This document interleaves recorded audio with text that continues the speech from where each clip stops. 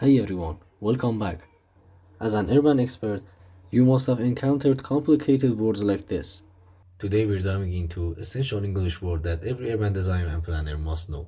Because let's be honest, you don't want to be person in the meeting nodding along, pretending to understand placemaking while secretly you're panicking. My name is Arian and you're watching me in Urban Edu. So without any waste of time, let's start our video.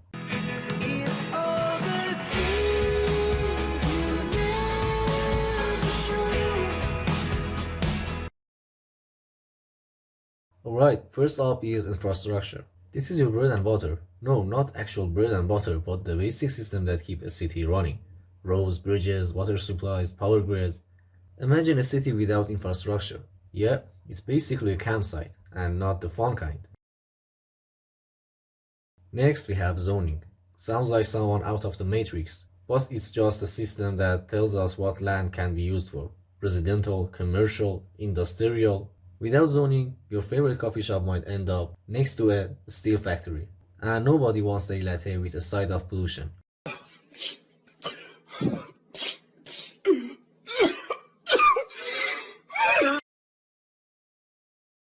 Now the placemaking. It's the magic word every planners love. It's all about designing public spaces that make people want to stick around.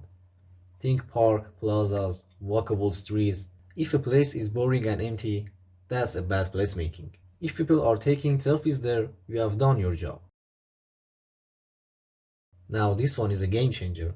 Mixed-use development. Basically, it's a place where people can live, work, and shop all in one area. Cities are bringing this back because the whole idea of driving 14 minutes just to buy a loaf of bread isn't exactly efficient.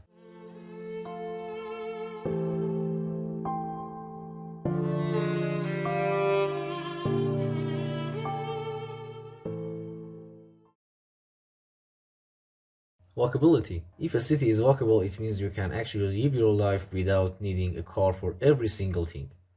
Good walkability means sidewalks, pedestrian-friendly areas, and most importantly, grocery shops every few blocks. They really are important. Density. Now we're not talking about your high school math class struggles. Density in urban planning is about how many people live in a given area. High density means more people with less unused spaces. But on the other side, less density means less people with more unused spaces. The key is balance. Too much density and you feel like you're suffocating. Too little and your city starts looking like a ghost town. Gentrification, the word that starts a debate in every urban planning conference.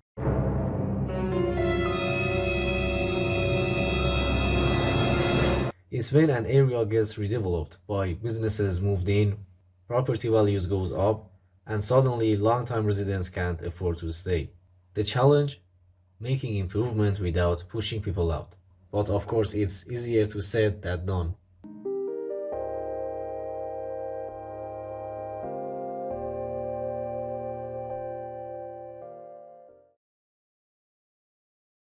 Smart cities.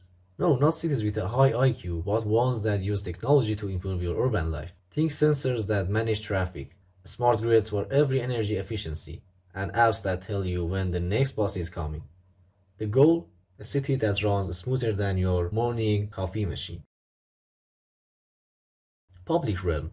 This is basically all the spaces in a city that belong to the people. Streets, parks, plazas. If a city public realm is designed well, people actually want to go outside instead of just staying in binge watching Netflix.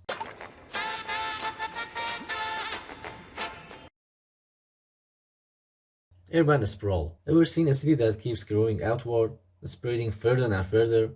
That's a sprawl. Lots of houses, lots of roads, and almost no sidewalks. The problem? More traffic, more pollution, and way too much time spent in your car listening to the same radio as on repeat.